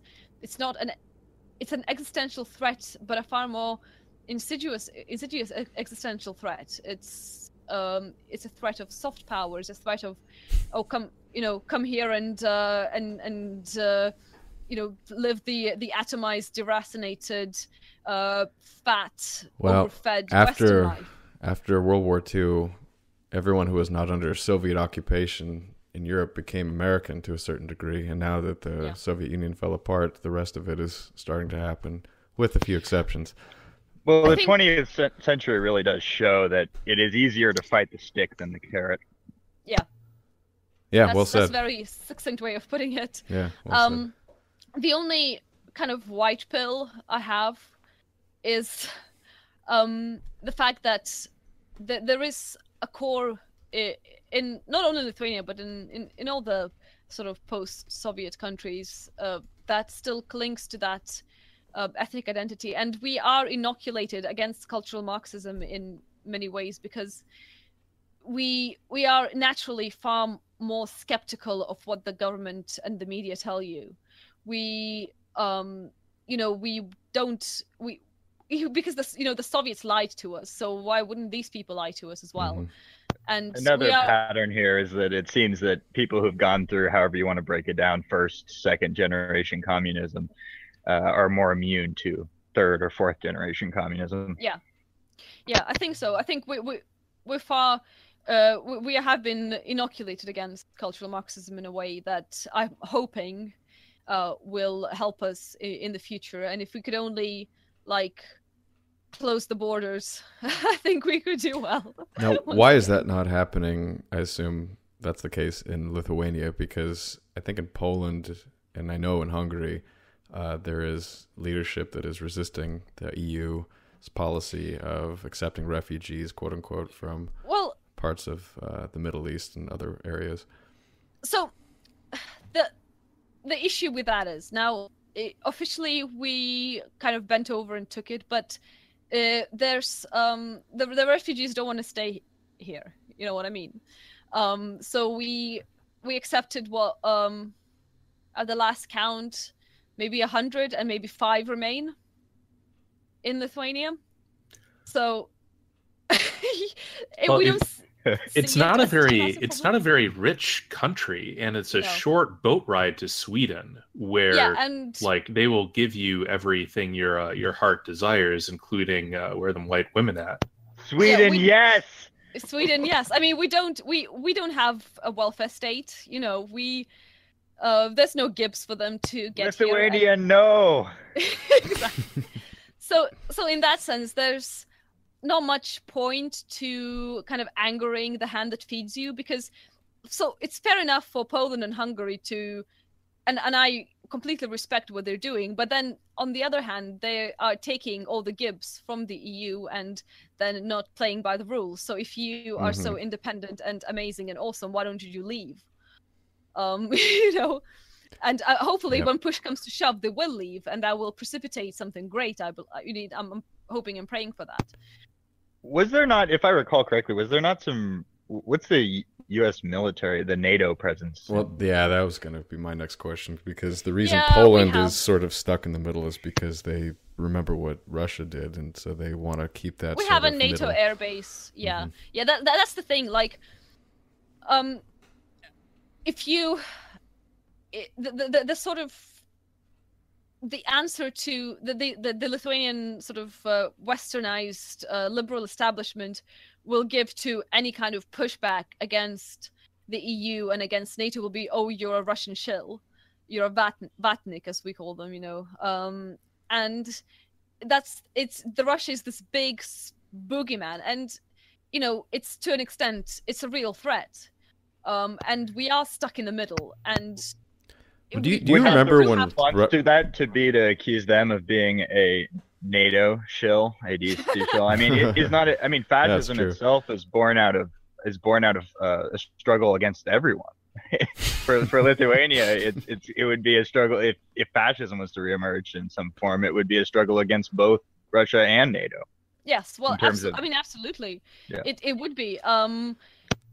At the moment, at least, the EU and NATO are not seen to be the equal evils of Russia, and Russia is seen to be the great Satan for us, and they are, a very immediate, they are the stick, and the EU is the carrot, and just because the carrot is poisonous, it's just made of corn syrup now. It'll make you fat. Soy carrot. Yeah. Soy and AIDS and corn syrup. I would be remiss to not mention the Skidas. Skidas seem like some good guys. Yeah, they're great guys. They fight the good fight. Completely peacefully and legally. They spread amazing propaganda, and they're very, very aesthetic. Is this a band? I'm sorry. No, they're like a little movement that we have. Oh, okay. For everyone listening, there's a great show with them on Mysterium Fasces. We're fans of that show. Yes, so I would recommend listening to that, the Skidos episode with Mysterium Fasces. Yeah, they go a little bit more into like the whole fascist Lithuanian time period and that, and they talk a little bit about what they're doing, and they do God's work, so check them out. Is there anything, Kathy, you'd like to say to your Lithuanian comrades? You put me on the spot here.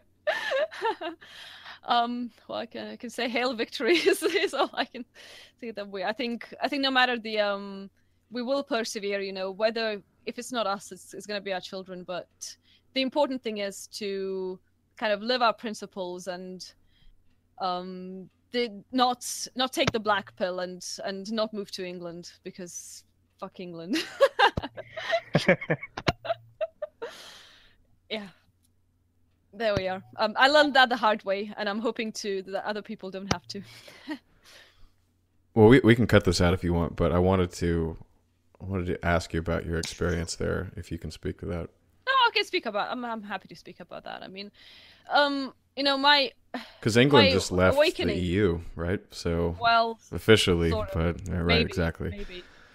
Maybe somewhat, a little bit. Well, I think day by day they have left the EU less and less.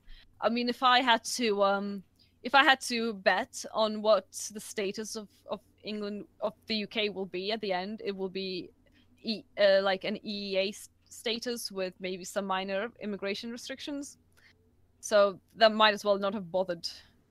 As far as what happened to Nigel Farage? I mean, he just dropped out all of a sudden, and I never really trusted the explanation for that. But well, he did have two almost fatal accidents. Yeah. Yeah, he had assassination attempts on him, and I think he felt that he'd done all he can, and maybe that's true. I mean, you can bring the horse to water, but you can't make him leave the EU. Well, you can't. I mean, the party itself was the single issue party, and so. Oh yeah, the UKIP is a joke now. I mean, why are they still around? They've channeled, the sort of working class English nationalism into the safe outlet. And now there's no space for a real nationalist party to arise, and I mean, I'm hoping that for the sake of the Anglo that something will come up, but I'm not very hopeful. Yeah, electoral politics in the UK seem like that's a game that was played, and it turns out even if you win, they'll just vote again. Yeah, if you win, you still lose. It basically is. I mean, you don't fight against Zog, and by the means that they allow you to. Anecdotally, I recall, y'all might remember they took some kind of vote as to what they were going to name some new ship, and overwhelmingly the name that was voted on was Bodie McBoatface. Boatface, yeah. Yeah, and they decided to ignore that vote as well. Yeah, well, that was like an internet poll or something, right? No, I think it was like more legit than that because they ended up actually naming their a little dinghy on the boat Bodie McBoatface. But that's not a bad name for a ship. I'm just gonna throw that out there. I'm sorry. I'm gonna have to cue my Pixies "There Is No England Now" song right now because that is just such an embarrassment.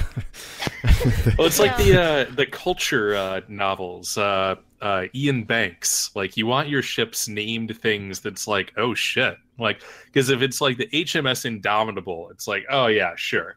But if it's like, the HMS Bodie McBoatface, it's like, oh shit, like they don't even need to have their boats named intimidating. Yeah. Yeah. I mean, when you first asked about like my experience of Britain, I mean, if I became woke, what is wrong with them? Is the bottom line. Like, oh my god, everything. The Saxon is very sleepy. Yeah, they're the people that will apologize to you when you bump into them. I mean, when they bump into you, right? Yeah. Or you. No, yeah. No, I see what you mean. Yeah, they'll apologize. Apologize. Right. Yeah. Yeah, Okay. it's just. I mean, if I knew back in the late noughties what I know now, I would never have come here. I would never have wasted my youth on this fucking place. It's interesting because the whole, at least in the media, they explained the Brexit, the nationalist part of the support for the Brexit as being directed primarily against like the Polish immigration rather than the Muslim Poles immigration. Are a proxy for the non-whites. I thought so. In the sentiment. Confirming that, yeah. Yeah. So, because you can be like prejudiced against Poles, quote unquote prejudiced. I mean, you can complain about EU immigration because we're white, and it's okay. But you say something against Muslims and off you go to jail. So I love Muslims. Are you following this Tommy Robinson guy? He was on the Piers Morgan, whatever it is now, and he was arguing. If he wasn't such a Israeli shill, like. I'd like him more, but I mean, he's Jewish. Yeah. He said so. I don't know if he claimed. I think that was a troll. No way. No, he's not. Yeah, Jewish. I'm 90% sure that was a troll. Yeah. No, he's. I mean, I think in the sort of environment within the kind of framework he works in, I think he's doing some very good work. I mean, obviously the British alt-right will counter-signal me now and say, oh, he's just a Jew shill, blah, blah, blah. But, I mean, obviously, some things you just can't say, in Western Europe. Some things you just can't say. So, and he says what he can. And I think within that sphere, he's doing important stuff that most people wouldn't dare do anyway. It's easy to be a critic on the internet, but... Off the top of my head, we mentioned briefly before the show, you have Lawrence Burns, Garen Helms, and Joshua Bonehill all in prison as political prisoners for bad speech.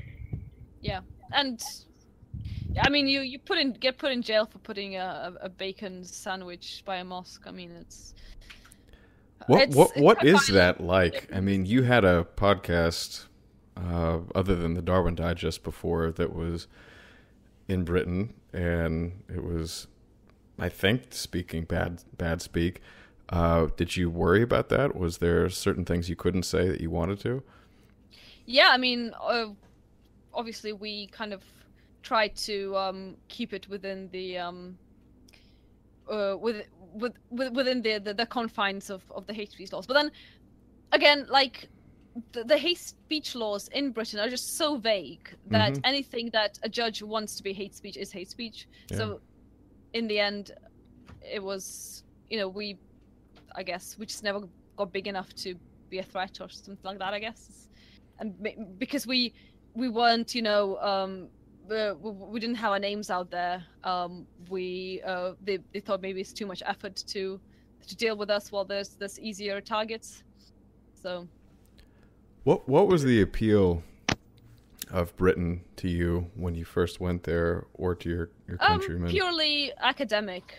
That makes sense. My aspirations were purely academic, and I mean, in my defense, during the interwar Lithuanian period, there was a great tradition of our leaders going to study abroad and coming back, and that's what kind of I'm hoping to bring to the table over here. So, well, to be honest, it's something I wish Americans would do more, and then come back. But in America, we have this experience of the Chinese coming over, studying everything, and then going back and then doing it over there, and then selling it back to us for half the price. Then our factories close, and then we're all voting Democrat or something. And it's this horrible cycle that makes no sense. But on the flip side, I mean, I can respect anybody who goes to learn from others and then comes back to help their people with the knowledge they acquired. I think that's a noble thing to do. But I don't know. Britain is just, it's very similar to America in that there's this chauvinistic view of themselves that they don't need to do these sorts of things. We're British or something, but look at the results. I mean, look at what's happened to your country. I don't know how you can be proud of your history when your stewardship of it has led to this. Yeah, and they're not even allowed to be proud of their history. I mean, it's all terrible colonialism, oppression, and poor POCs. They're proud in destroying it. It seems like, and that's like the most disgusting thing to me that I can ever. Like the terrible irony is that all of the effort that went into fighting the Soviets on the part of the Baltic states and other Eastern Europeans was that after the fall of the Soviet Union, everyone just sort of became like the decadent West, hating their own history, leaving their country, embracing cosmopolitanism. It's sort of a strange cosmic irony to the story of Europe, where after all this struggle for something better, everyone just went down this horrible path of nihilism. I mean, Kathy, did people at least give you a minute to explain to the British people? Did they listen to you? Because you have a certain perspective coming from another country where things, like this maybe happened, where there was kind of a suppression of the native culture. Would you talk to British people about this and try to explain to them that it's happening to them too? And would they understand what you're saying? I don't know if you ever had that conversation, but it seems like I would listen to you if I was British, because your people have gone through this. I think so. I mean, a few people I've kind of managed to red pill in that sense. And I think they certainly gave me some allowances that they wouldn't, for certain, say certain stuff that maybe they themselves wouldn't say, or they wouldn't stand for another Brit saying. So there was I definitely had that sort of post-Soviet privilege, I guess.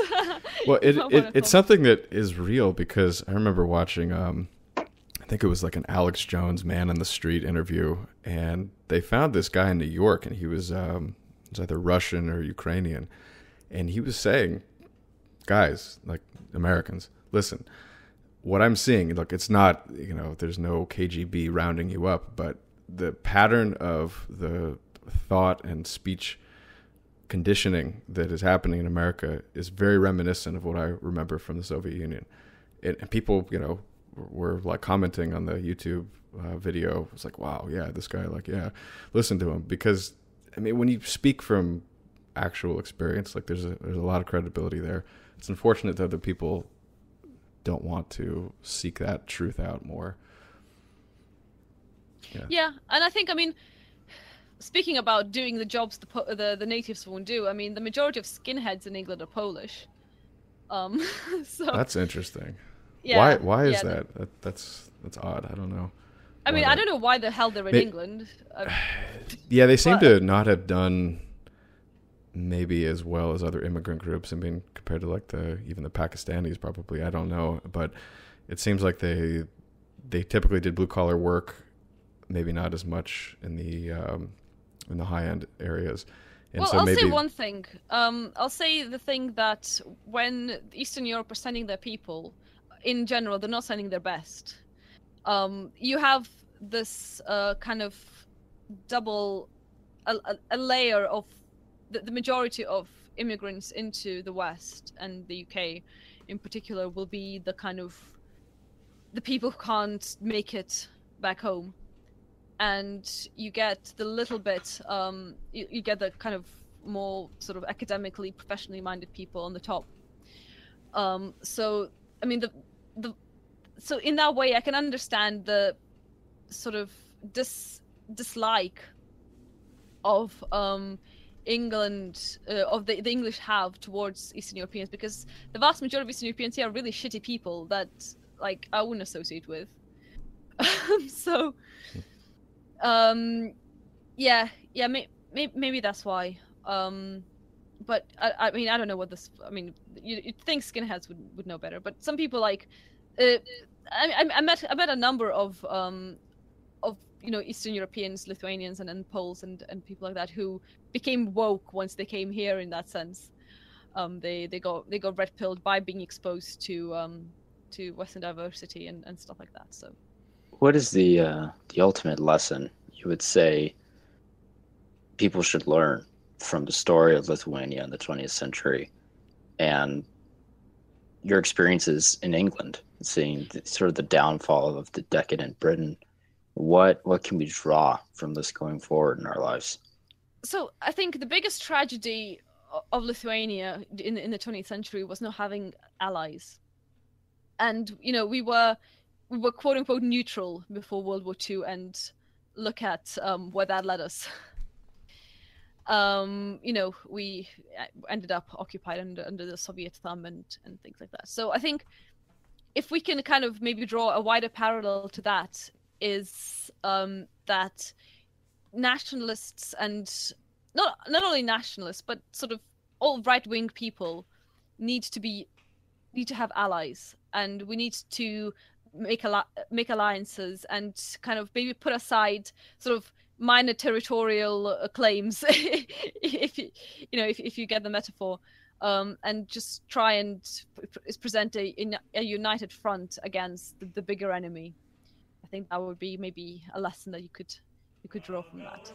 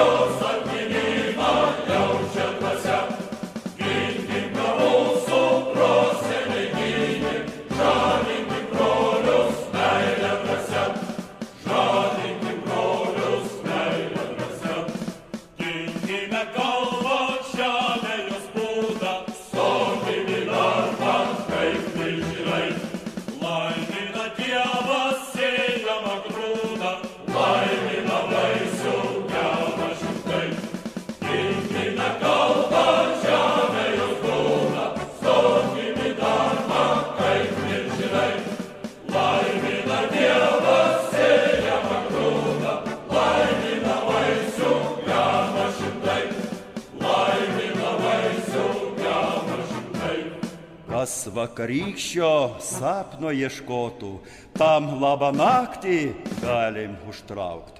Kas dar ne savo rūbą nešiotų, mulkiui prailgtų galo belaukt. Amžiais padangta kelias tėvynė, jos atgyvenimą jaučia dvasia. Ginkim, ką mūsų proseneliai gynė, žadinkim brolius meilę.